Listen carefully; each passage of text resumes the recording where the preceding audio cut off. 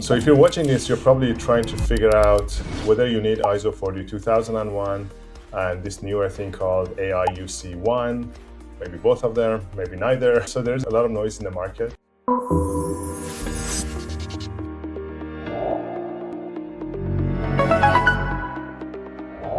Hey folks, my name is Ali. I'm co-founder and CEO of Truvo Cyber. We build effective security programs and get companies attested against frameworks such as SOC 2, ISO 27001, High Trust, CPCSC, CMMC, and a lot more, including AI governance frameworks such as ISO 42001. So if you're watching this, you're probably trying to figure out whether you need ISO 42001 and this newer thing called AIUC-1, maybe both of them, maybe neither. So there's a lot of noise in the market. So with me here today, I have Mike Kim, who is the CEO of Mycroft IO, which is one of the premier GRC platforms in the market today. And he's a veteran of the industry. So we're lucky to have him here today. Mike, welcome to the show. Can you please tell us a little bit about yourself and your background? Yeah, for sure. Thank you for inviting me. Super nice to meet everyone. My name is Mike Kim. I'm the founder and CEO of Mycroft. We're a GRC platform company based out of Toronto, Canada. A little bit of background about myself. Been in the AI governance, well, I guess by extension, cybersecurity and security and compliance governance for about a decade and a half. Worked in major professional services firms, including the Big Four, advised Fortune 500 companies. Now I'm helping run essentially a platform service company. So we call it software company run by AI agents. Mycroft really is a platform that is powered by AI agents, helping companies like Ali's company to run more efficiently, also deliver more effectively, because I think the checklist era of doing compliance is a little bit difficult. We're trying to transition that into how do we supercharge companies and protect the defenders across the world. Yeah. No, thanks. That was a great intro, Mike. You mentioned something that intrigued me. You mentioned services as a platform. Did I hear that right? Correct. Yeah. So I think Okay, can you we tell us work with more? companies like yourself to really supercharge you right now. Okay. So meaning, okay, providing a platform so that we can launch services from it. Exactly. Yeah. Okay, great. And and then you mentioned your involvement in compliance for a decade and a half. So that's great. Let's jump right in. So I guess the question is from where you sit, you talk with a lot of customers and prospects. Where is the AI governance demand? 2026. Do you see a lot of companies shopping and actually buying, or is it more like window shopping? They're curious, but they are not really fully committing to implementing these frameworks? So I'll say that this reminds me a lot of GDPR in like late 2018 when it was like coming into place and everybody was talking about it. I think a lot of people are Googling and maybe start searching it on ChatGPT or Claude or whatever about ISO Yeah. 42001 because we do see the traffic be a little bit higher. Mhm. But like from actual dollars translated into it, from what I'm aware of, there's only like probably about 100 companies in the world that have actually gone through it. And Mhm. it's because by extension, I don't think it's been mandated. There's obviously the EU AI Act we'll talk about later down the road that's actually kind of going to mandate it. But I feel like right now, people are still trying to figure it out. It's still a bit of a window shopping period. Mhm. And some companies that are being asked for it because it's not mandatory, they're not really committing to it. We do see the demand come up. We have, Mhm. companies that are exploring it and that are like looking into it, but like it's really hard to get some commitments when it feels kind of still ephemeral to a lot of customers. Right. That sounds like the pressure hasn't built enough for a lot of companies to pull the trigger. Yeah, exactly. And I don't think it really helps with the fact that there's some delays in the decisions. The dynamics of like the regulations are changing a little bit. And then it's Yeah. also like there's the 42001, which is the certification standard. And then there's the law that complements it. So there's different laws across different countries and different continents, which is adding maybe a little bit more to the confusion. Right. I know in Canada specifically, I think the previous Liberal government they had something in legislations about the AI governance, but that got canned when the elections were called for, and so Exactly. that sort of thing doesn't help, right? Yeah, it doesn't help when there's like, I think the reason EU usually leads in this space is because they have a consistent kind of centralized mechanism. But like even the Right. US right now is going through like the NIST AI RMF, there's a lot of questions around that. Yeah. When is that going to be mandatory and all these type of things? Yeah. Yeah. Yeah. So for people companies who do come to you already and at least are having a conversation, who drives the conversation inside those companies? Is it like driven by security, legal, the CTOs, the board? Like, is there a specific persona that stands out? So, out of the companies that we work with that are asking about it, Yeah. I think this is usually the indicator that it's not a kind of like an operational aspect of it. It's Hmm. very sales driven. So, a lot of Yes. companies that are AI native companies, it's almost like the COOs or the CROs that have some revenue numbers associated with them are the ones that are asking about it, usually through a proxy of the CTO. So, like the CTO Hmm. usually gets like an ask. It's like, oh, my sales team asked for this, and can you help us with it? So that's Hmm. where like a lot of the conversations are heading towards. It's very rare to see some organizations that really want to kind of lead the way in compliance. They're usually reactive, and Right. so this is kind of almost confirming that it's a reactionary nature right now. Right. Yeah. Typical security, right? Yeah, exactly. Sounds good. So yeah, and then we start to already talk about AIUC-1 as well. And I had a question here, but you kind of answered it. But essentially, it doesn't sound like ISO 42001 or AIUC are nowhere near like dominance of something like SOC 2 or ISO 27001, correct? Yeah, I think we rarely get asked out of like the hundreds of customers that we have. We have a Yeah. few that, that are asking, Yeah. but it's always the conversation is this is what it is, this is what the typical cost is. And then kind of Yeah. the conversation kind of stops for a little bit because I Right. think most companies are trying to find the ROI associated with it. So, Yeah. and Yeah. the interesting part that we do see, even on the procurement side, like the enterprises that are asking for it, they Hmm. are, I think, giving like a little bit of a waiver some of the early companies in that stage as well. Hmm. Yeah, I see. So you do see some ROI impact for companies that do pursue it, gives them a bit correct. of an edge in the procurement. Yeah, Yeah, makes sense. exactly. I've seen some companies that actually like have used that as like a selling competitive edge, Yeah. and it really works well for like pure AI native companies that have like Hmm. don't have like that are selling agents purely. Yeah. They see that as kind of better competitive edge. Yeah, makes sense. I mean, if I was in the procurement department for sure, I would put some weight on someone getting certified for Exactly. something Yeah. like this. Okay, that makes sense. So we talked about ISO 40001, but we didn't actually discuss what it is. So can you give us briefly, for someone who is not familiar with the framework, about what it is and what it's trying to do. I think for practical purposes, people listening to this are probably already familiar with SOC 2 or ISO 27001. Yeah. So maybe you can start from that standpoint, assuming that people are familiar with those frameworks. Yeah, so AI or ISO 42001 is one of the things that we do. I think the way that we explain it pretty simply, it's kind of like the certification version of the EU AI Act. So the EU AI Okay. Act, if you actually look at it and break it down into the specific components, it basically starts to look at things like how are you using AI to provide your core services. So in terms of like how do you protect the transparency, responsibility, tracing?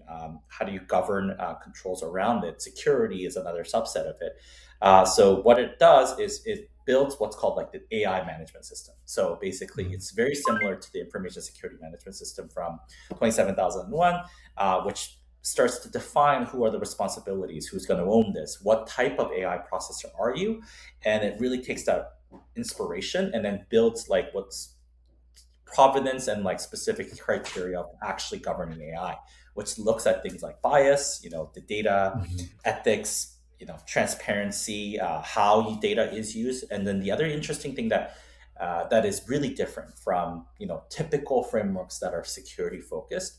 Right. AI actually doesn't like the AI governance side of things when it comes to AIMS and all these 42001, AI RMF, all these type of things, is what we're seeing is that it does not look at how data is used. So I think if you're looking at it from like GDPR, SOC 2, ISO 27001, it really focuses on like what type of data is being used and, is it going to be used in like insecure methods. That's what a lot of the, like Right. the old frameworks or the new, like I guess the traditional frameworks are really focused on. The Mhm. interesting thing about like AI governance and how these are frameworks are being adopted, it's actually looking at the usage of AI. So it's not necessarily like, are you aggregating data into like permutating something new? It's like, how is Mhm. AI actually used in traditional business processes, which Right. actually starts to translate into like, is it going to cause harm? Is it not going to Mhm. cause harm?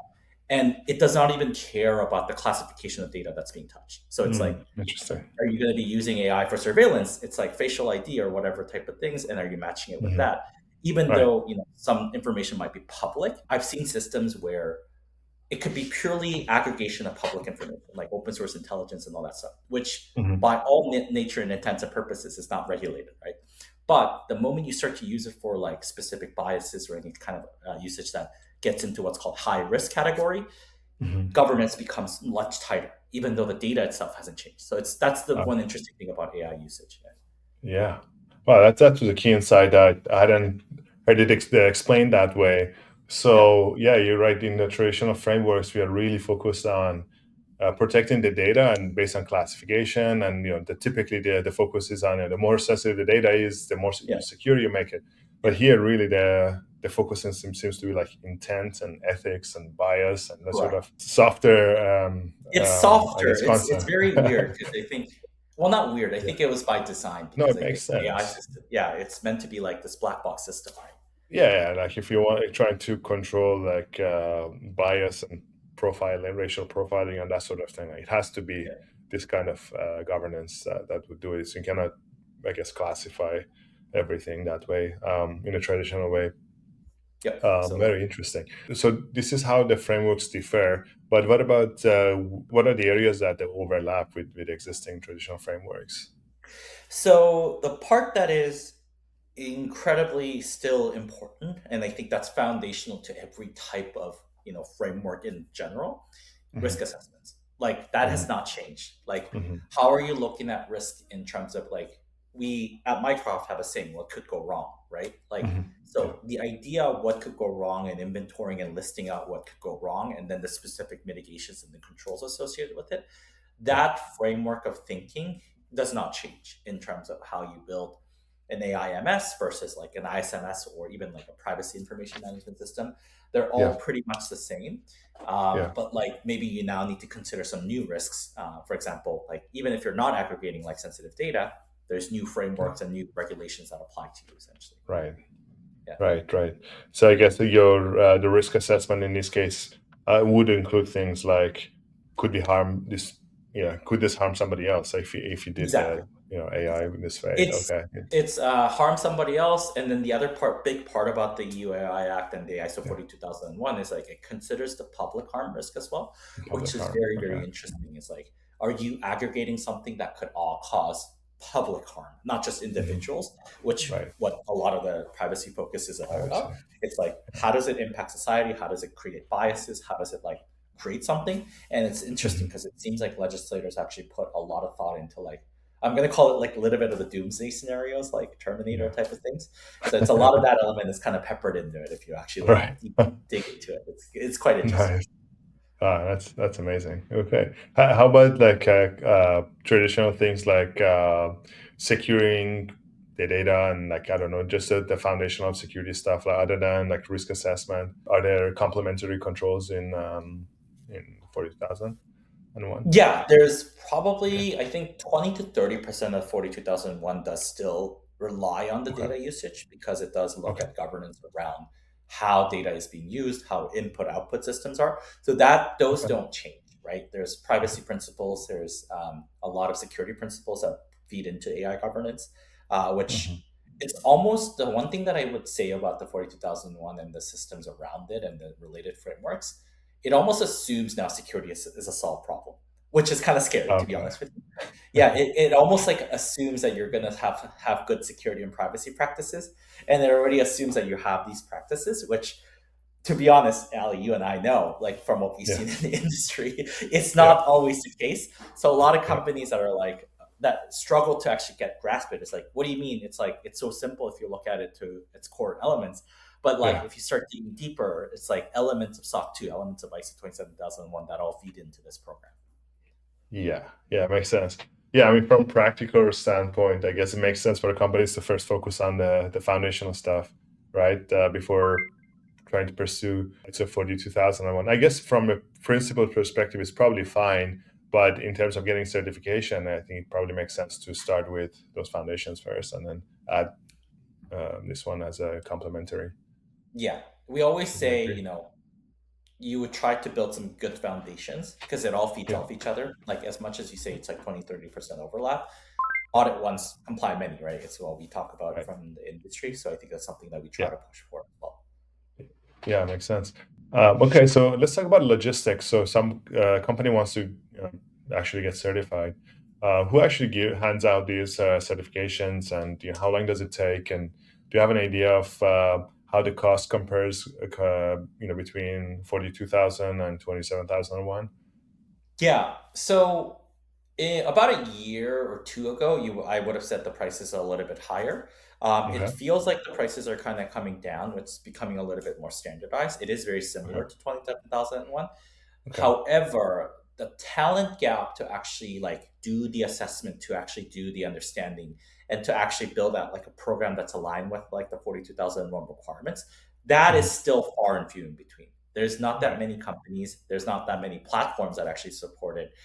There's Mhm. not that many expertise out there, even though everybody says that they're an AI platform. Like the ones that can Yeah. actually tell the difference between the different AI roles in the 42,001 as well, like the provider, producer, user, customer, and subject. That Mhm. itself is where I think a lot of like the work is being done because it's still very unclear on how to you define yourself as what you are. So Oh, I I think see. there's a lot of like traction there, in my opinion. So price Mhm. wise, I think it's like it can be similar to 27,001, but like, I think Yeah. the advisory and the expertise part is a little bit harder. And what we've Mhm. seen is like audit itself is pretty similar timelines. So ISO 27,001, you can probably get it ready in about 2 to 3 months with like a lot of Yeah. focus and effort. But what Yeah. I would say is 42,001, similar timelines, maybe a little bit, just a little bit longer, because Mhm. one of the things that we also see with when we're doing like our own self assessments and kind of get an understanding of it is like Yeah. the actual definition of who you are in this AI ecosystem.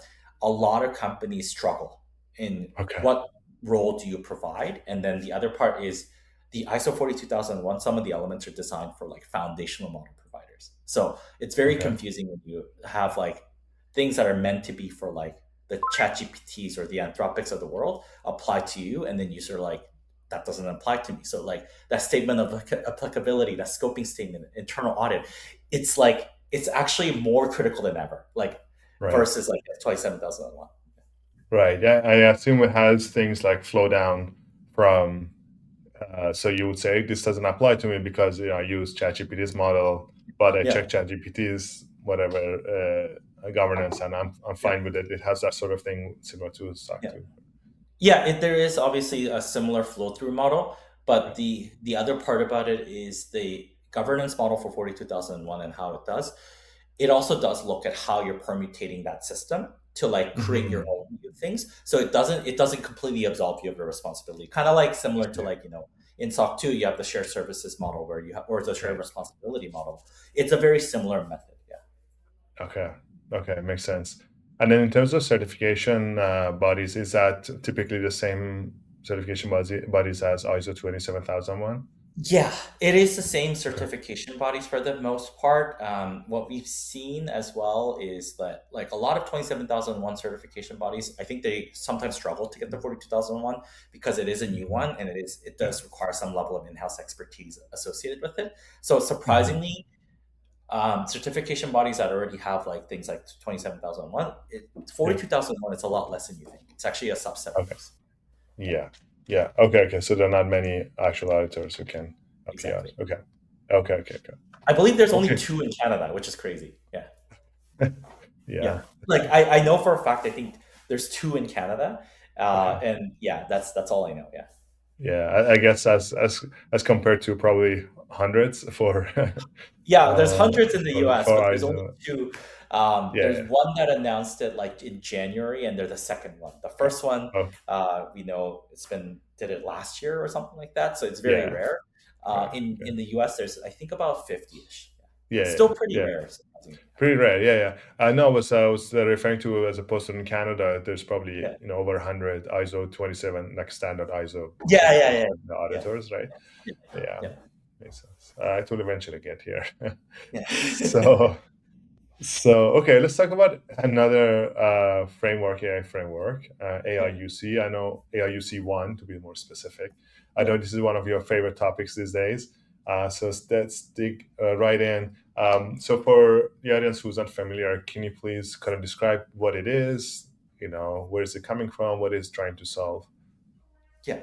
So AIUC-1, it feels like it came out of maybe a need for securing and actually getting an understanding of AI agents, because I think, well, the idea around AIUC is to secure and certify AI agents, not specifically AI systems.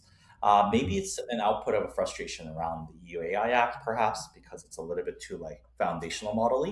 Right. But just to give Mhm. an idea what AIUC stands for, and actually, funny enough, it stands for AI Underwriting Company. So one of the biggest potential criticisms around AIUC-1 is that it's not actually stemmed from an independent body.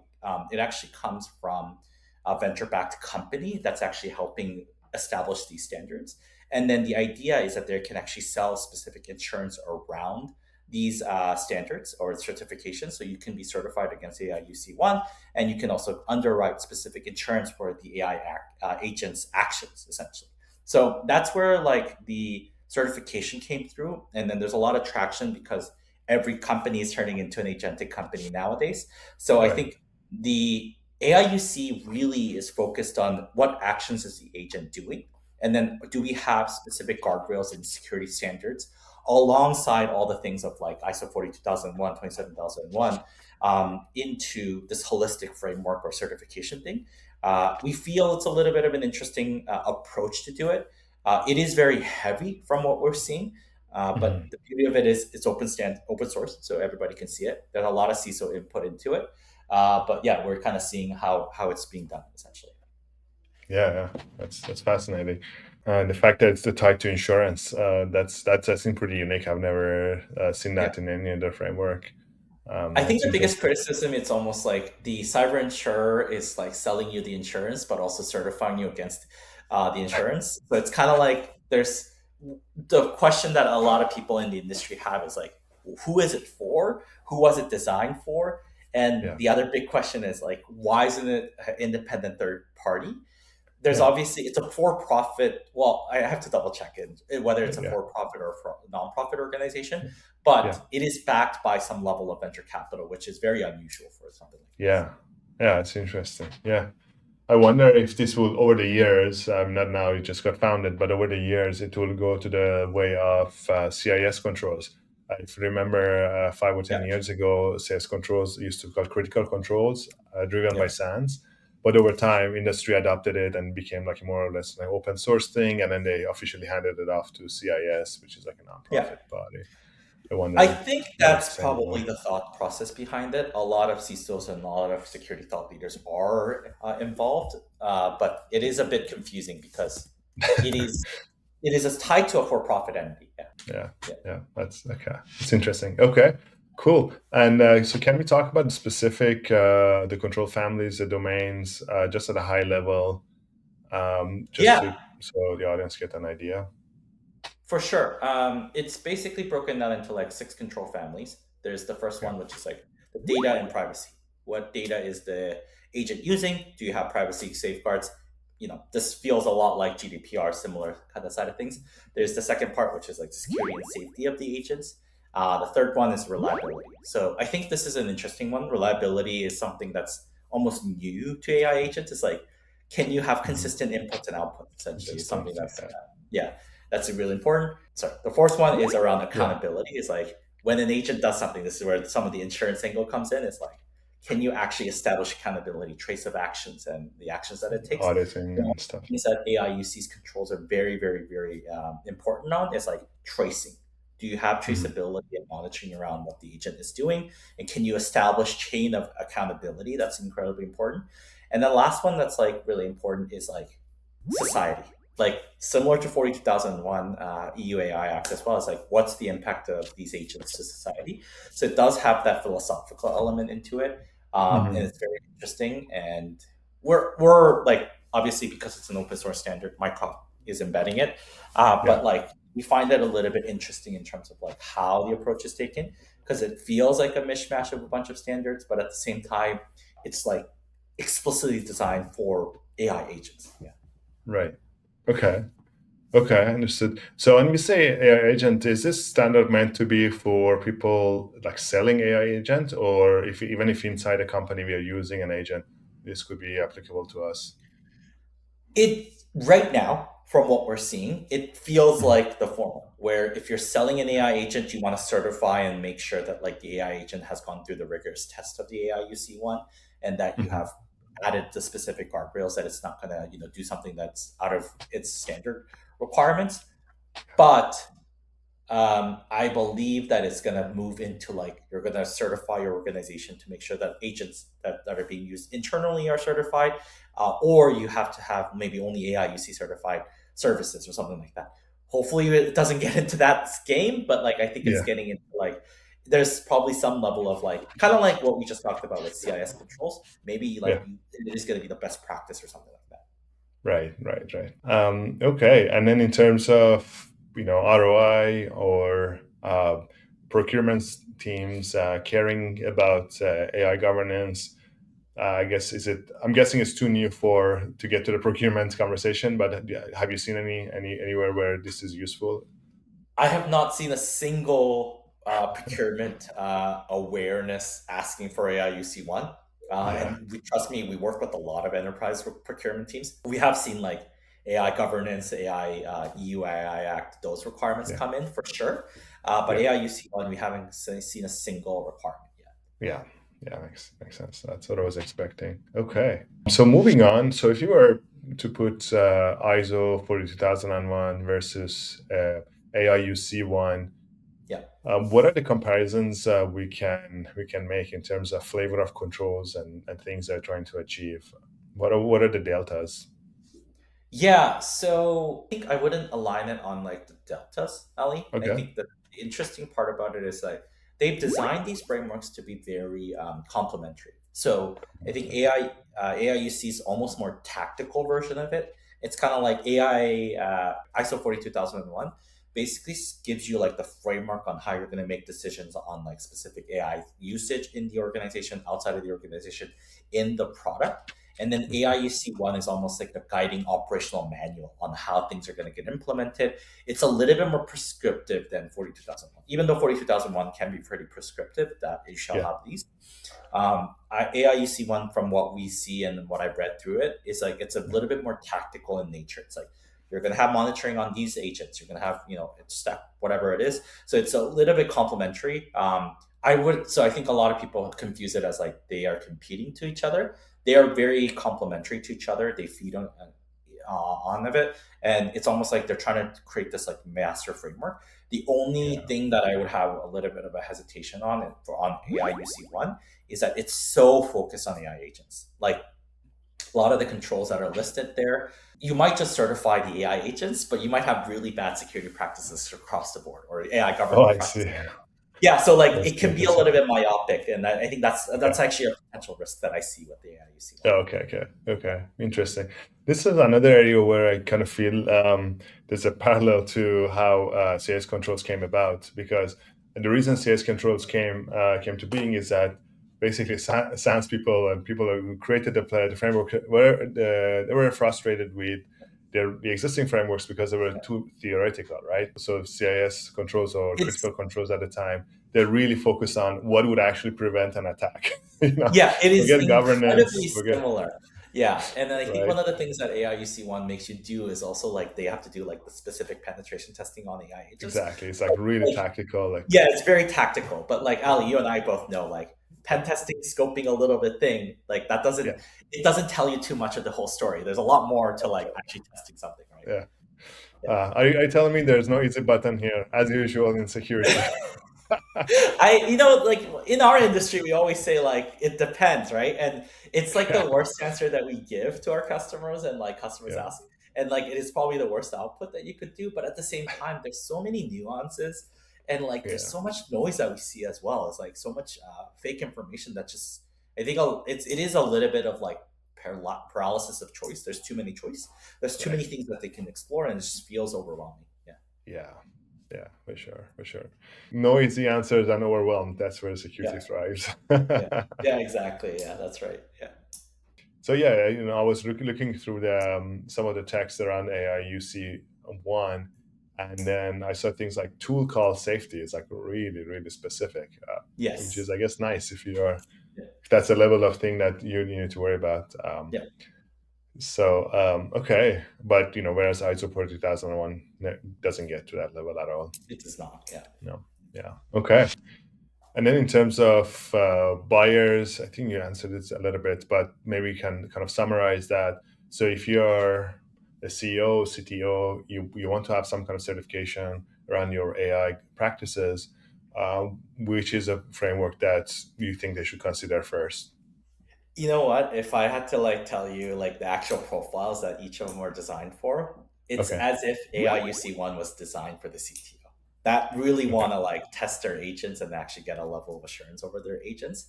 And Okay. then it's like 42001, typically CEOs are selling and looking at it from a kind of governance and high level lens. 42001 is like the CEO's kind of AI certification, if I had to tell you. Okay. Yeah. Yeah, I love that framing. Yeah, CEO is like the ISO one, which is Yeah. broader, and CTO is like tactical technology. Correct. Yeah, exactly. Okay. Okay. That's a great answer.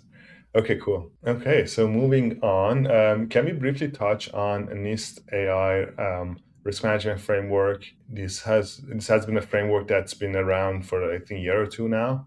Yeah. And so, where do you see that one fit in this conversation? So now we're having three Yeah. frameworks vying for attention.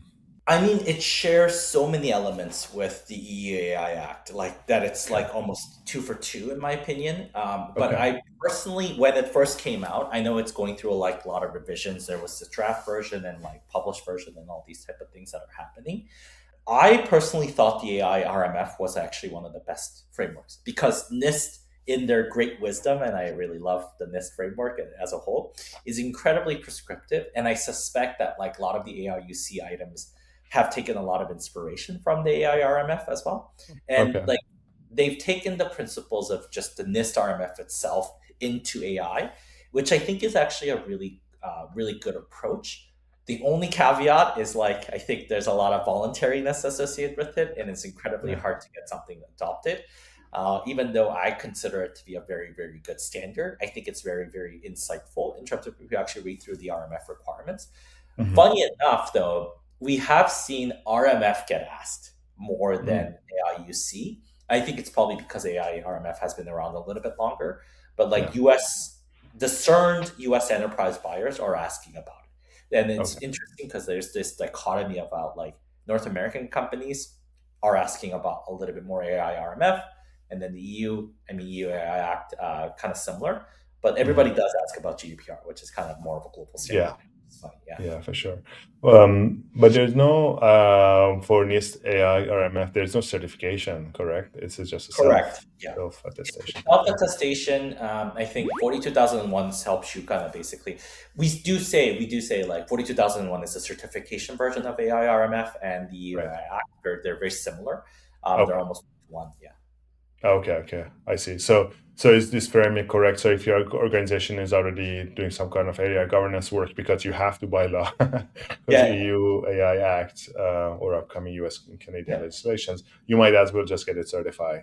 So you can. Exactly. It might as well. It's usually a better way to do it. I think there's a lot of marketing and ROI, and there's a lot of cost savings actually by using the certifications as well. So like because it is an independently tested framework, so I think it Yeah. can be very powerful.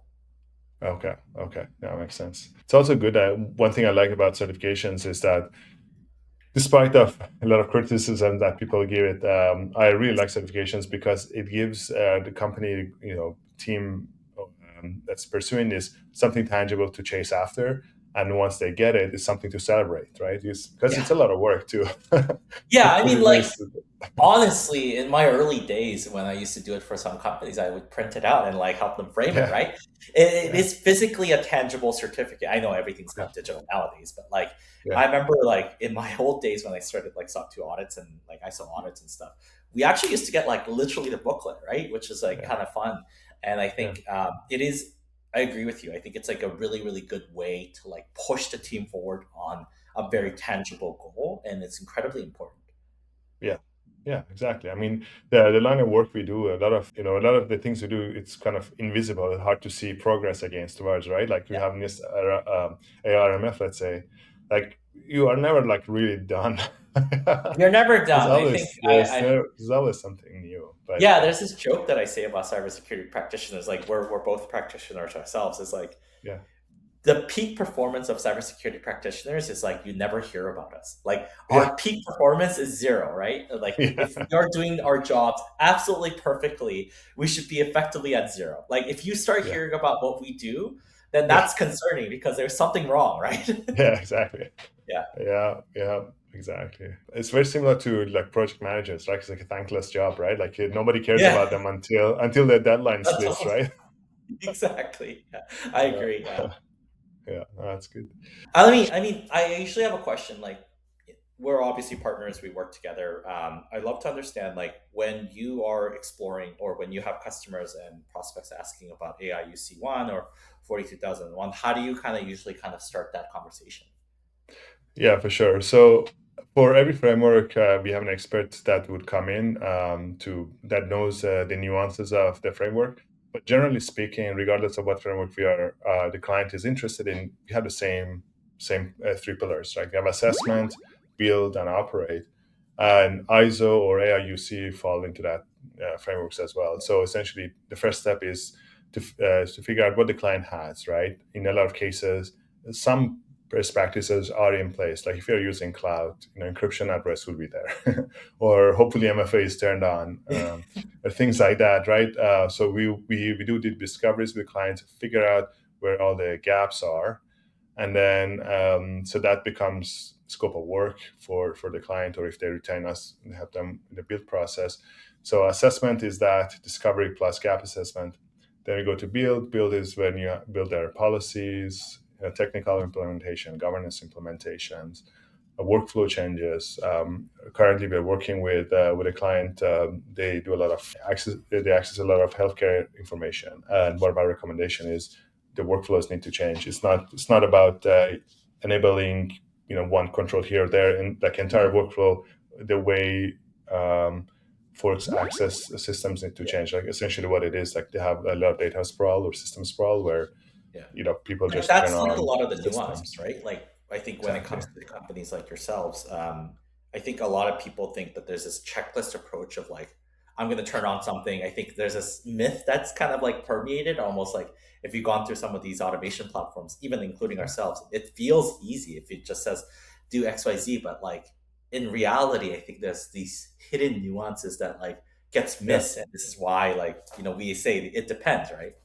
Yeah, exactly. As usual, right? The platform doesn't have a way of knowing your workflows or the systems that you hadn't entered as a vendor. So doing the data flows is incredibly important, regardless of the framework. Yeah. So essentially, do all the discovery, and then in the build, you try to fix whatever needs fixing. Does that Um, extend to things like the AI inventory problem? Because like for ourselves, we always see customers like, when we are helping them with like understanding like their, they have to fill out their vendor list and all that stuff. I think the biggest challenge that most customers have is like what's in scope, what's not in scope. And then now adding yeah. AI governance into it. Like where is my Yeah. data going? How am I using AI? Like where does that play with your guys? Yeah, it is a hard problem to solve, but practically what we do is we interview all the key stakeholders. So just literally asking people what they use. That's the first easy button. Yeah. But then, of course, you're never complete, and that can change any moment, right? And then you rely on technical controls. You look at OAuth and see what are all the apps that people have Yeah. basically allowed single sign-on. That's one source. The other one is if they're using some kind of network monitoring systems, like DNS monitoring. Yeah. Some of those tools tell you, which tools are likely being used based on domain use, things like that. So there's no, as usual, there's no one easy button, but essentially we try to cover it from user interactions plus technical sources as much as possible. Yeah. It's interesting because like that way of like DNS looking at network monitoring tools. I mean, Yeah. I don't think any compliance platform would like do something like that. They'd probably look at it from a lot I've seen, but Yeah. like actually, I think that only comes from like actual practitioner experience to see where the traffic is, right? Yeah. And then the other Yeah. part that I do wonder about, like obviously we talked about like the overlap between like SOC 2 and ISO 27001 and 42001.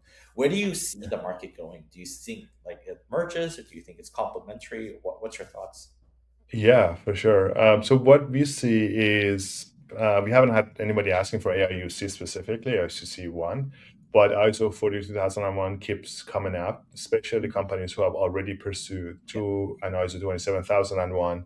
And also we kind of sprinkle that in conversations as well, because it's such for companies who are already trying to wrap their heads around their AI governance. It's like we have had this conversation a few times.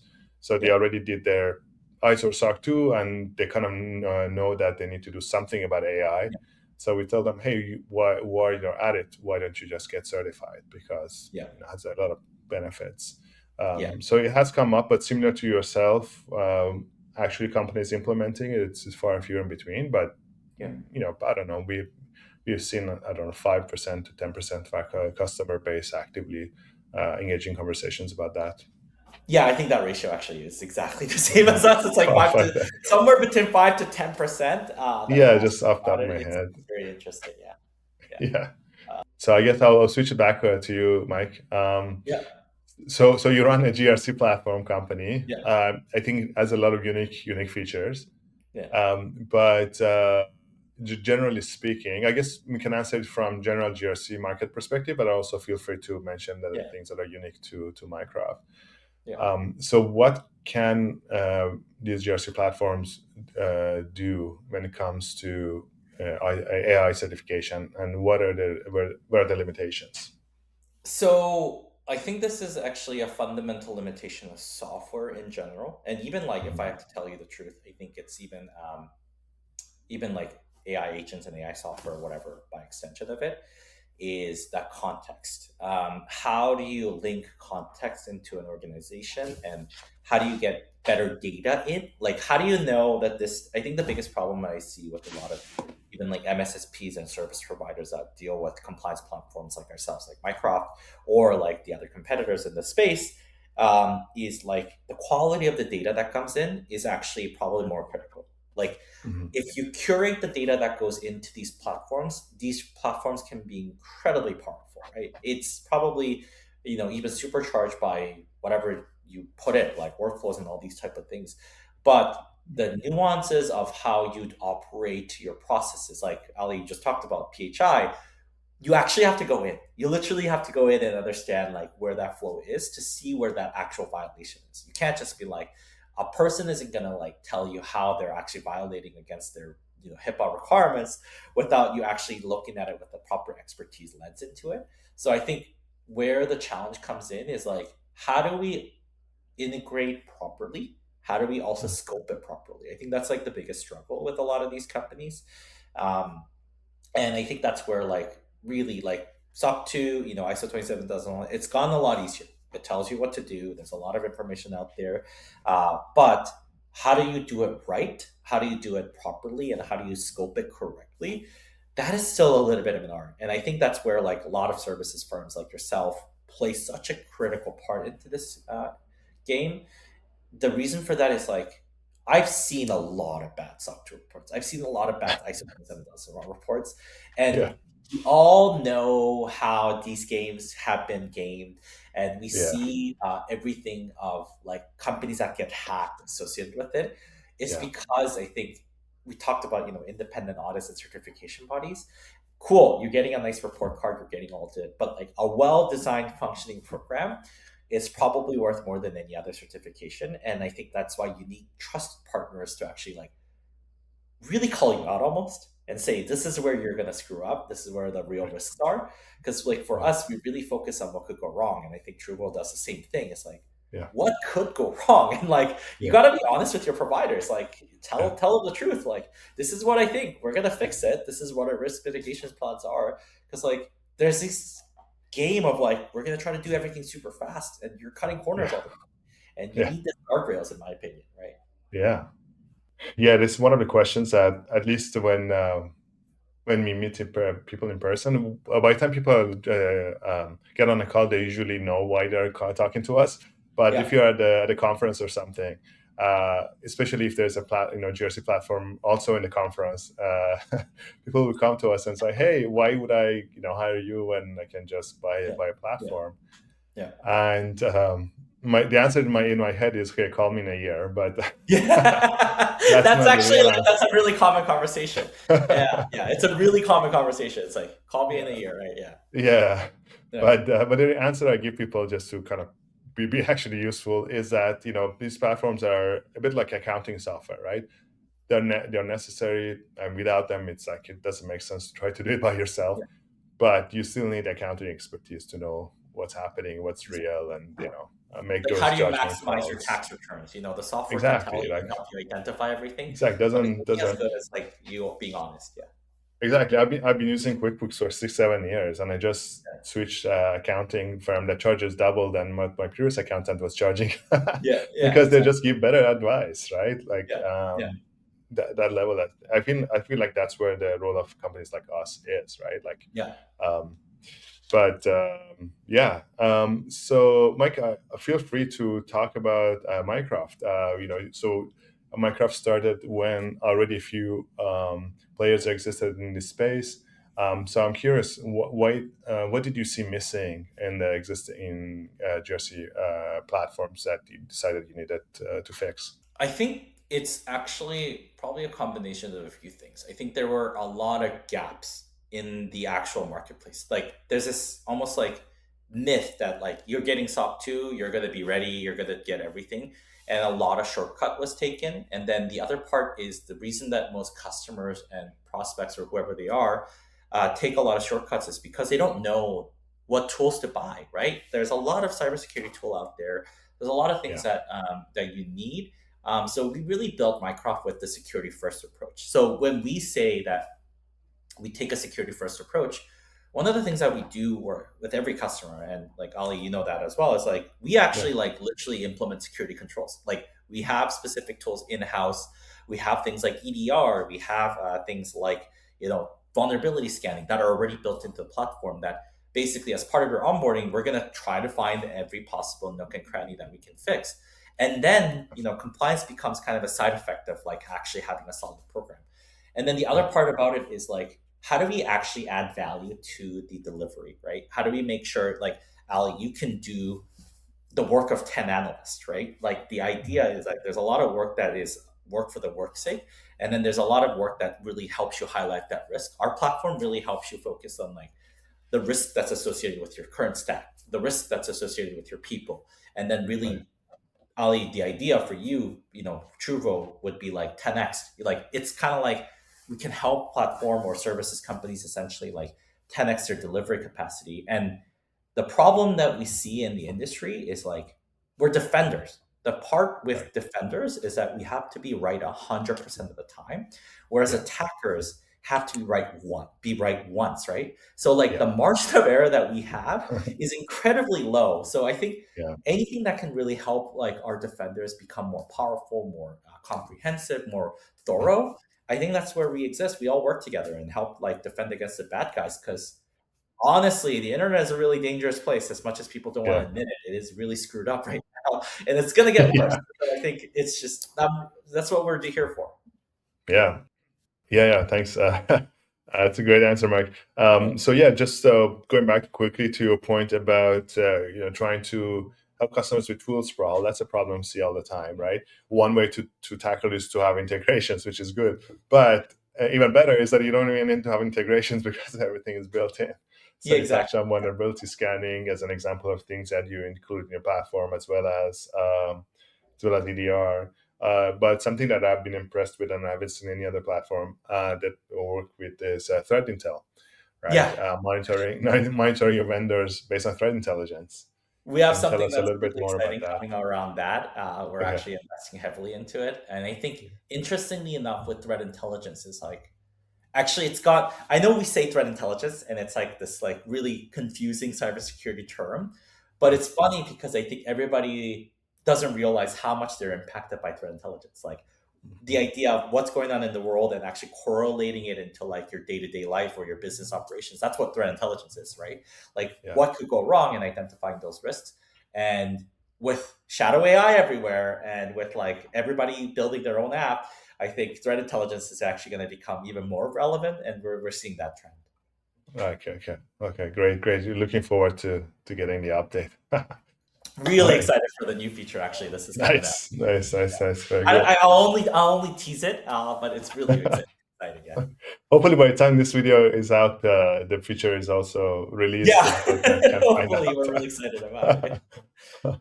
That's awesome, Mike. All right. So, looking at crystal ball, Yeah. over the next 12 to 18 months, where do you see things going?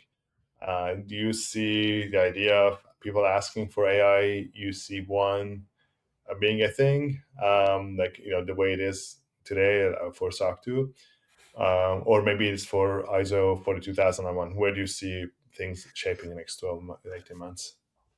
I mean, I'm seeing it from like 42,001 AI governance being asked. I Yeah. think it's going to be a flavor of it, is whether it's Okay. AI UC1, AI 42,001, AU AI Act, RMF, whatever it is, it's going to be some flavor of it. Yeah. Every TPRM team that I know that I've seen is now asking for AI governance. If Right. it's like, the questionnaire where it's like you click that says, "Oh, are you an AI company?" Yeah. That expensive question, it used to be like, "Are you an AI company?" Yes. Do you guarantee privacy? It used to be like two questions. Yeah. Now, like that list is going to get larger, and it's already, we're seeing it get larger. So I think that's incredibly important. The what I couldn't tell you, what's going to be the dominant standard, I couldn't tell you. I think there's Mhm. a lot of competing standards that are coming into it.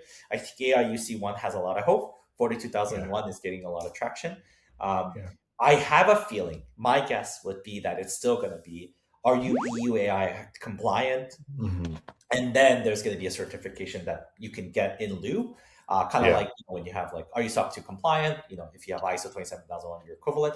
I think that's what's going to be the output. Right.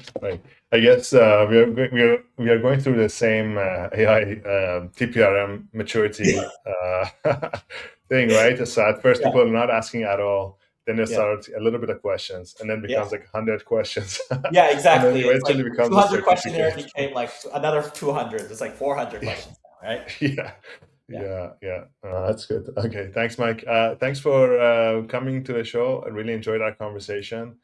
And where can people find out more about yourself and your company? Yeah, I mean, obviously they can visit our website at mycroft.io, but we have a LinkedIn page. We also have a pretty good presence across the web. But I think we're not trying to sell anything. I think we want to be helpful. If you're ever curious about how you want to navigate the space, or I'm always open to a conversation because I love talking about this stuff as clearly as it is. I always do joke my advice is free, uh, and I'm more than happy to work with anyone that's trying to explore this. Interestingly enough, I'm starting to see a new breed of companies that use Mhm. trust as a differentiator. And I think that's one thing that I'll almost guarantee on, because in the world of where building has gotten so much easier, you can build Mhm. and code your way a competitor in like a week or like a weekend, essentially. I think being able to actually differentiate yourself through trust and actual security controls is actually becoming a really weird differentiator, and it's surprisingly there's still a huge barrier to do this because it requires Yeah. actual expertise, and I think that's what's like the world is going Yeah. towards, which I'm excited about. Yeah. I mean, I'm so glad you brought that up because I have two stories about this actually. I have a cousin who recently quit Google to Yeah, start up his own company. So I was chatting with him. I asked him, "So what are you building?" And it's a bit stealth, but whatever he was able to share with me. But basically, he was saying it's a UX thing, and they're trying to help companies have better UX because their point of view is that in the world that you can, spin an app, in an afternoon or a weekend, what's the competitive advantage? Why would someone come to you to use your app versus somebody else's app? One answer is have a killer UX, right? I guess the other answer in our world is trust, right? Exactly. You cannot build the trust over a weekend. You cannot build trust over a weekend. In fact, if you build something over a weekend, I think it has less trust. So I think you do need to I think it's interesting because even from Mycroft side, I come from the industry. I've been doing this longer than some of these compliance players have even come as an idea, right? And it's interesting to see the dynamic change because when I started my career, which was around the same time SOC 2 became a standard, it was laughed out of the room, to be honest with you. Kind of maybe the things that we're talking about, people would be like, why is a group of accountants telling us about cybersecurity? It was weird, and still, I think it's still a valid criticism that still permeates. But it is very interesting how that world has changed, essentially. Yeah, for sure. The second story I have is for a client of ours. They have a very simple app. It's a B2B.